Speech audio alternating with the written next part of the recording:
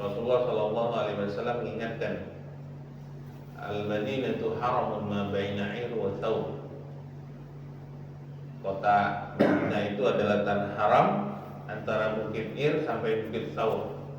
Jadi di Madinah ada Bukit Thawr, di Mekah ada Bukit Thawr. Ya, kalau Thawr tempat Rasulullah sembunyi ketika dikejar orang kafir Quraisy, diperintahkan untuk diam di dalam gua kecil di Bukit Thawr yang ada laba-laba bikin rumah, ada burung yang kemudian bikin sarang. Ya, itu di Mekah. Nah di Madinah ada namanya Bukit Thawr, itu posisinya di belakang Gunung Uhud. Ada bukit kecil, ya bukit kecil ini yang kemudian menjadi batasan tanah haram kota Madinah. Jadi Bukit Uhud, Gunung Uhud itu masuk ke dalam kota tanah haram kota Madinah. Nah, sampai Bukit Ir, antara Ir itu gunung yang ada di perbatasan ketika orang mau ke Mekah dekat Bir Ali. Gunungnya panjang besar. Kalau dari jauh itu kelihatan kayak parang gitu, kayak pedang panjang. Nah Bukit Ir ini menurut satu riwayat dikatakan innahu jabalun min jibalin nar. Salah satu nanti gunungnya akan ada di neraka. Kalau Uhud ada nanti salah satu gunungnya ada di surga. Kalau Ir kebalikannya.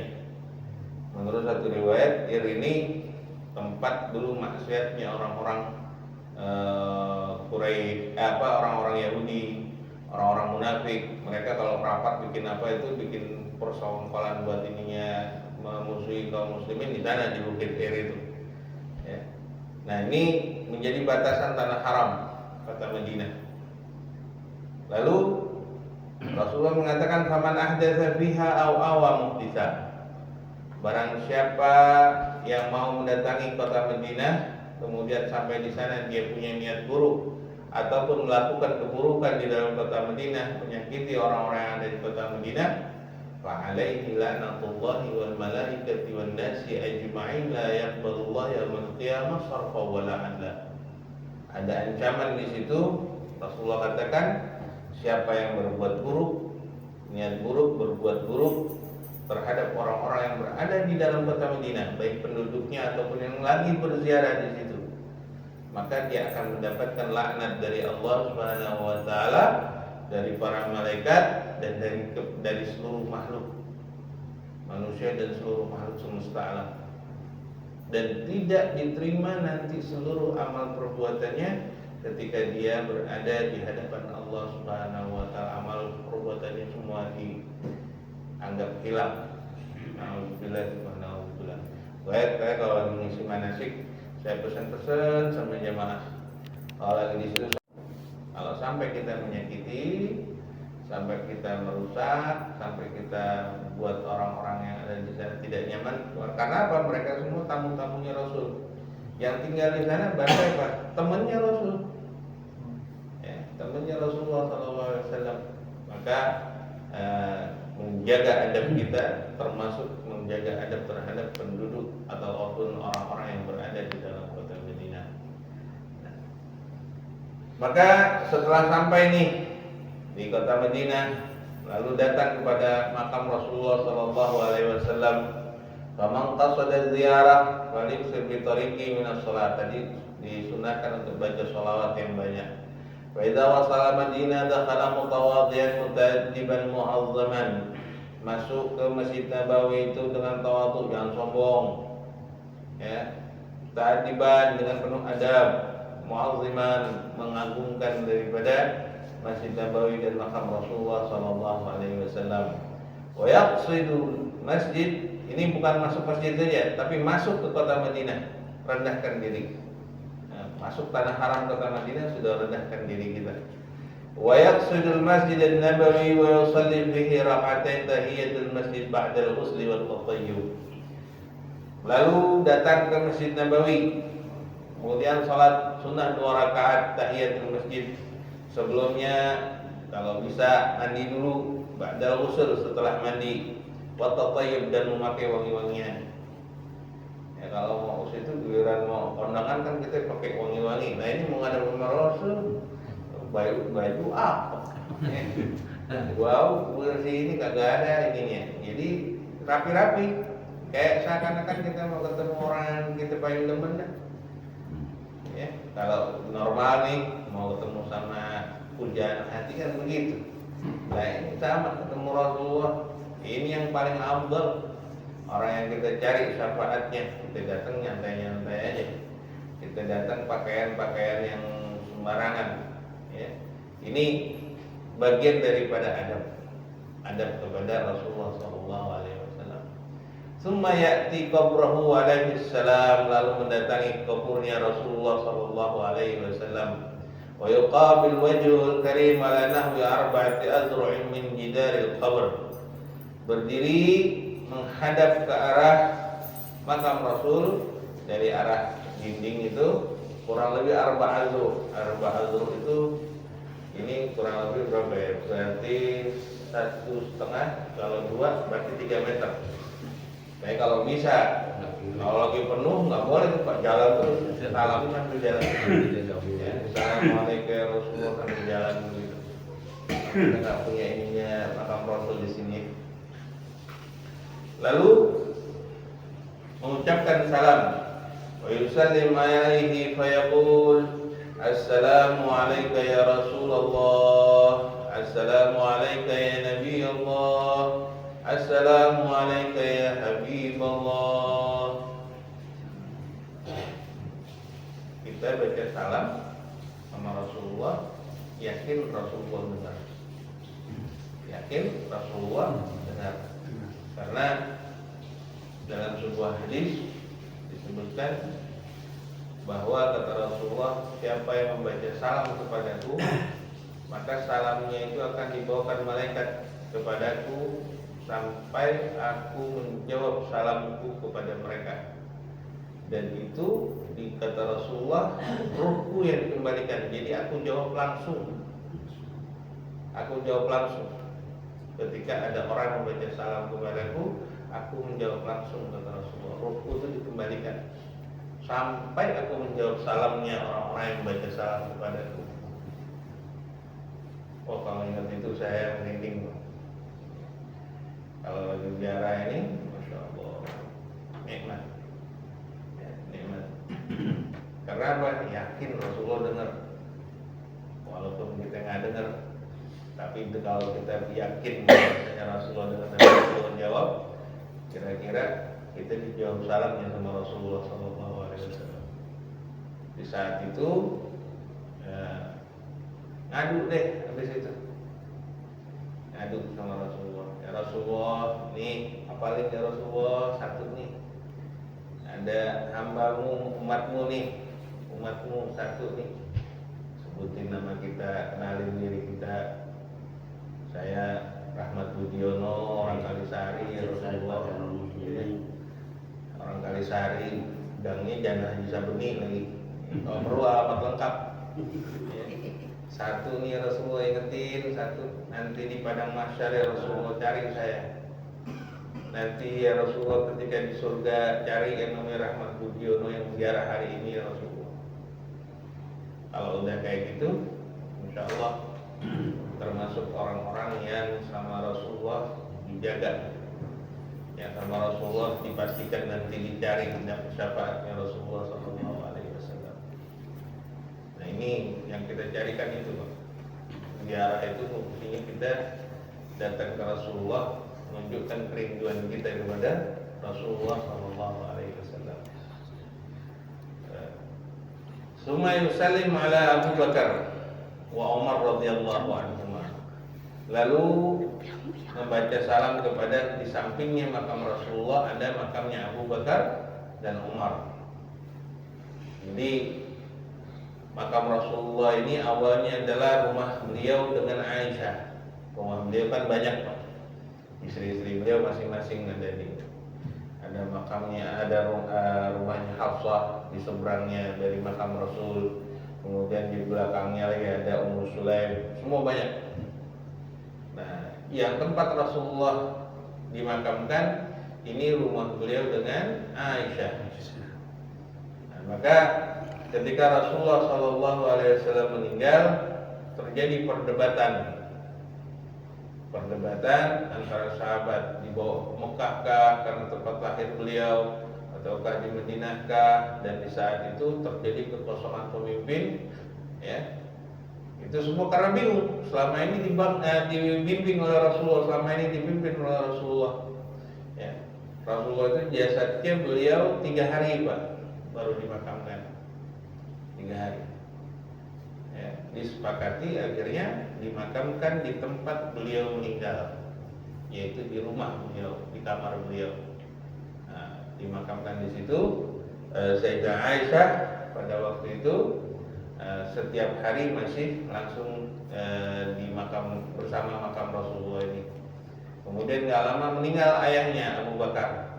Setelah khalifah pertama meninggal, Abu Bakar meninggal, lalu Abu Bakar dimakamkan di samping Rasulullah SAW. Aisyah masih tidak biasa saja, karena apa? Dia menganggap yang Rasulullah adalah suaminya, Abu Bakar adalah ayahnya.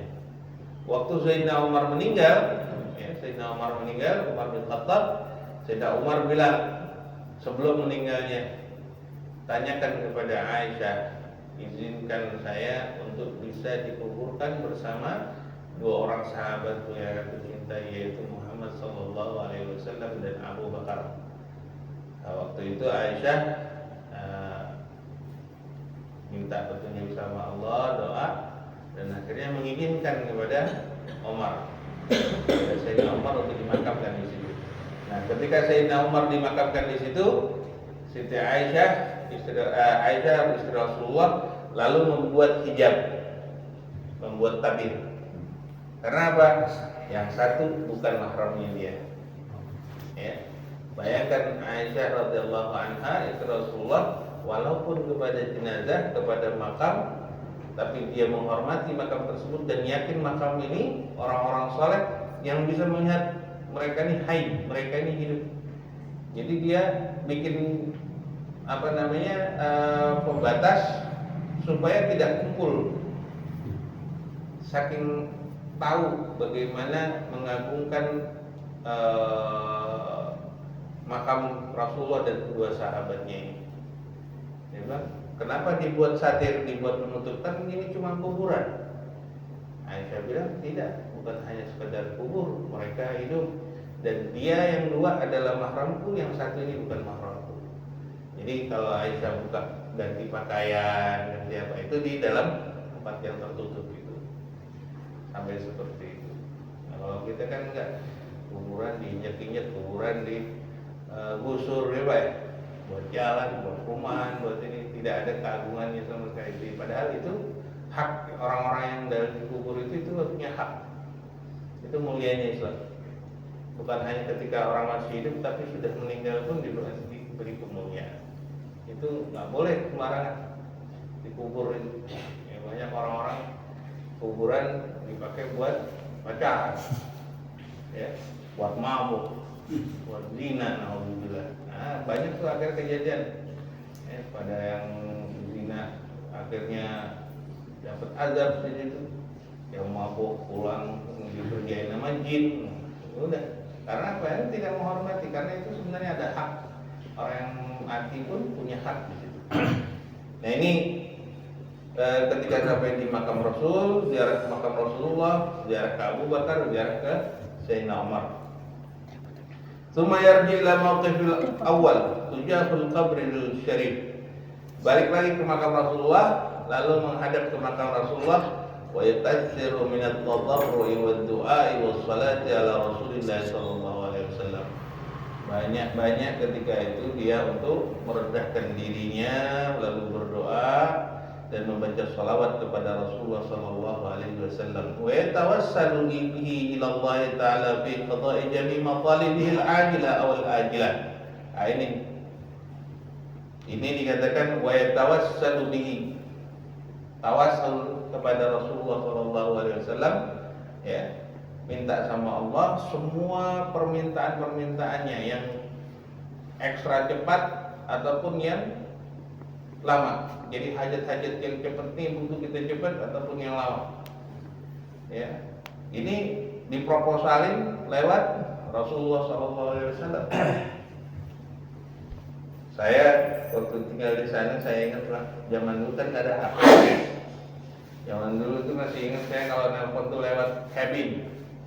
Kalau kita wartel, zaman dulu kan wartel ya, kamar kecil-kecil itu, nelpon dari telepon rumahan. Ini kalau mau ngadu sama ibu, namanya orang belajar tak punya duit kita. Nelpon kan lumayan. Itu kalau udah ini nulis surat, paling enggak seminggu Pak. Walaupun kalau tapi seminggu tuh biasanya. Nah, balasannya begitu juga, seminggu juga. Nah kalau udah lagi bingung, nggak punya apa-apa nih, udah kaburnya ke makam Rasul Pak dulu. Saya ingat lari ke makam Rasulullah, ziarah, ngadu Rasulullah kalau punya duit. Kalau punya duit saya kasih ngadu ke Rasulullah. Aduh nggak punya duit Rasulullah, habis nih mau beli kitab lagi nggak punya duit gitu. Aduh curhat kayak orang ngobrol. Terakhir baru ya Allah, ini berkahnya Rasulullah, tunjukkan ya Allah berkahnya Rasulullah. Saya pengen beli kitab ini. Itu subhanallah. Bukan hanya masalah itu, ya mau sampai nyari istri juga waktu itu curhat. Mau curhat. Jadi yang dapat ibu ini boleh hasil curhat. Ya. Saya yang ini ya Rasulullah, gimana nih? Ngadu. Ya.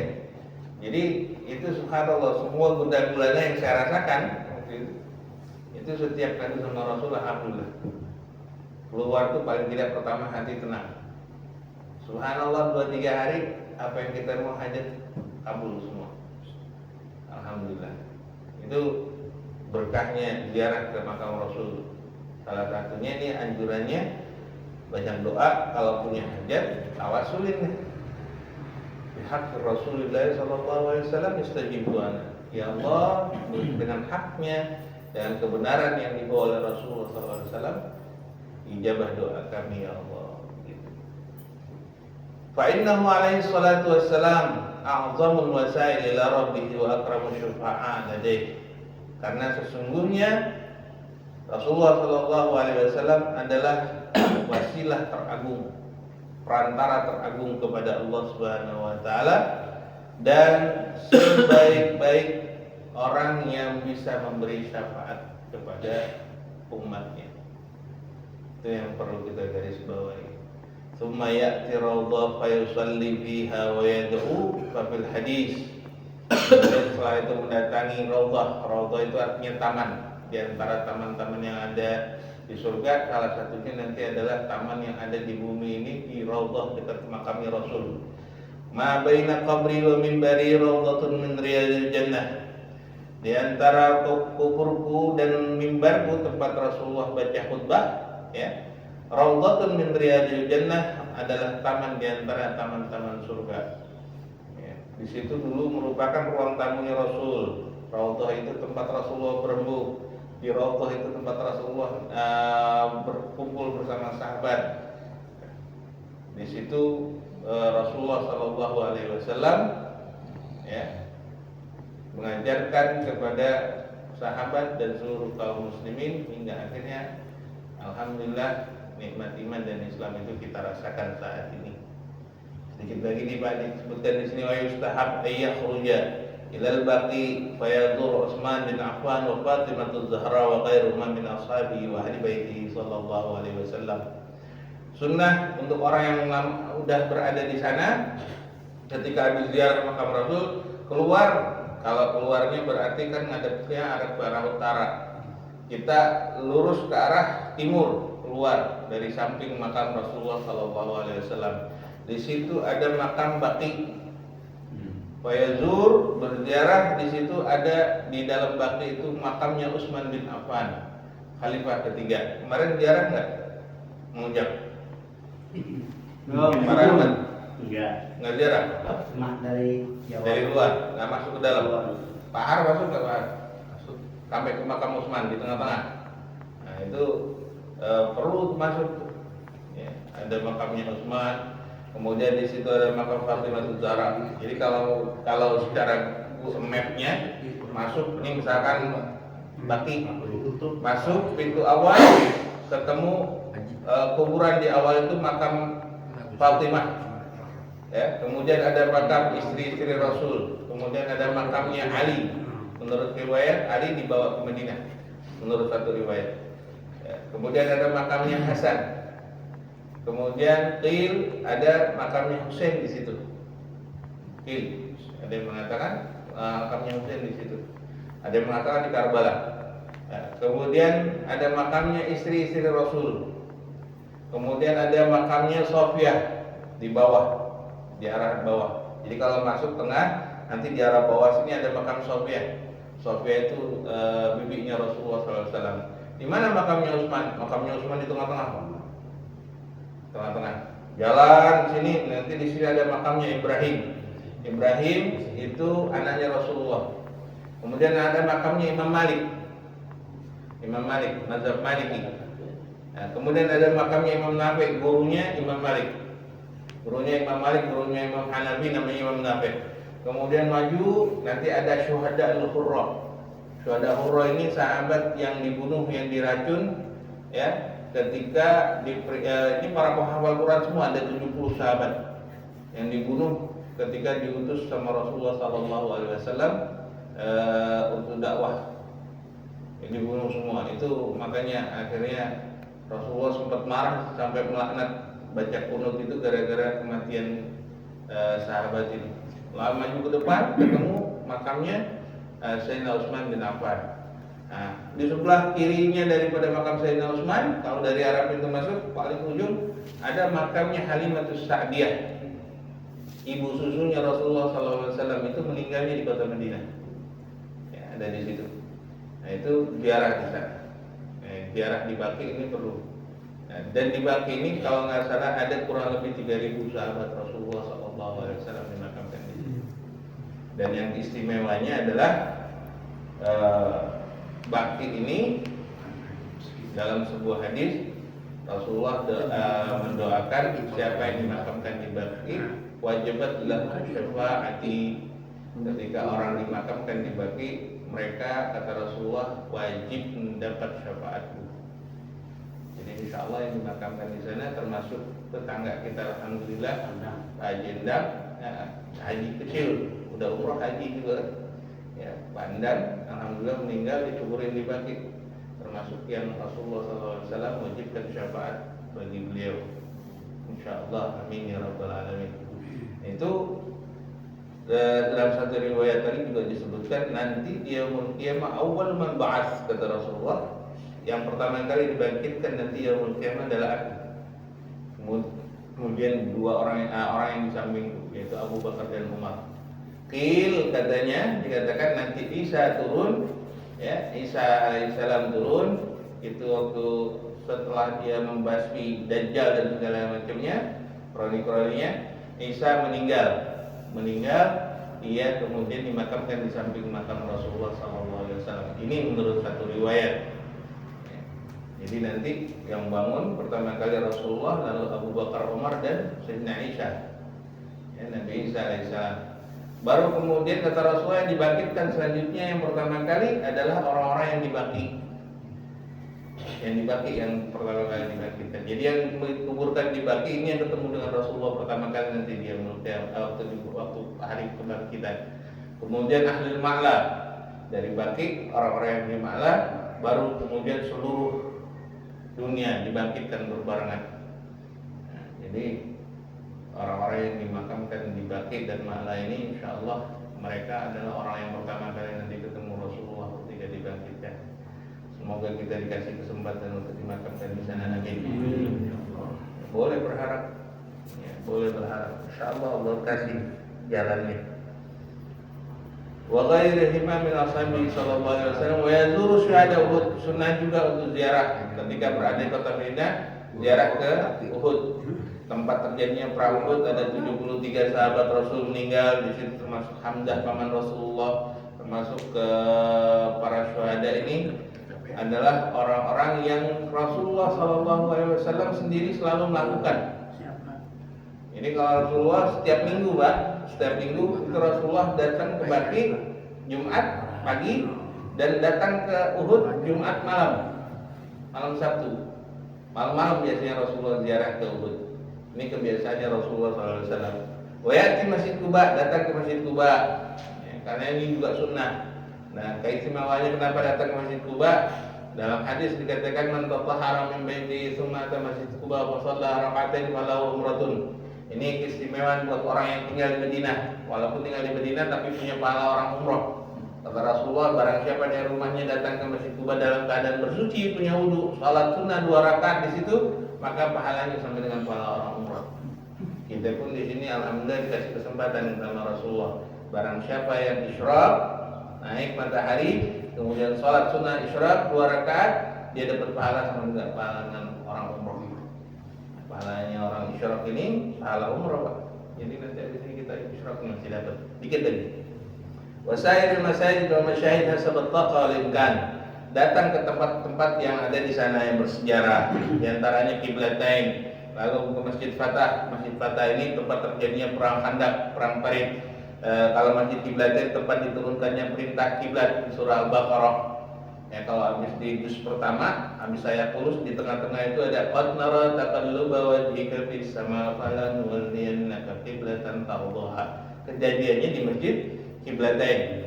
Itu rumahnya sahabat namanya Ummu Bishr. Ya, kejadiannya waktu zuhur baru dapat 2 rakaat menghadap ke arah Masjidil Aqsa. Perintah itu turun 2 rakaat terakhir menghadap ke arah Masjidil Haram. Madinah berada di tengah-tengah antara Masjidil Haram dengan Masjidil Aqsa. Nah, jadi dalam waktu sholat ada 2 kiblat. Ya, menurut satu riwayat bahwasanya waktu itu Rasulullah berbalik, sahabat bingung, lalu membuka jalan. Rasulullah jalan pindah. Lalu sahabat yang lagi ikut jamaah, yang di belakang jadi depan, yang depan jadi belakang. Posisinya waktu itu. Itu kejadian di rumah Ummu Bishr. Wa yas'alullah ta'ala qabul nusuki wa ziyarati wa jami' amali wa yajtahid an yakuna halahu ba'da dhalika ahsana min qabl. Faqad qalu inna dhalika min alamatil hajjil mabrur wallahu a'lam. Maka ketika di tempat-tempat tersebut berbanyak doa, ketika mau pulang banyak doa, minta supaya seluruh amal yang dia lakukan, ibadah yang dia lakukan baik ketika berada di Mekah ataupun di Madinah diterima oleh Allah Subhanahu wa taala dan menjadikan dirinya bertambah takwa kepada Allah dalam hal-hal kebaikan. Karena dikatakan faqad qalu inna dzalika min alamatil hajjil mabrur, merupakan tanda ciri-ciri orang yang haji dan umrohnya yang mabrur diterima sama Allah, dia bertambah baik dalam keadaan kesehariannya. Wallahu a'lam. Bismillahirrahmanirrahim. Ya Rabbana tarafna bi annana tarafna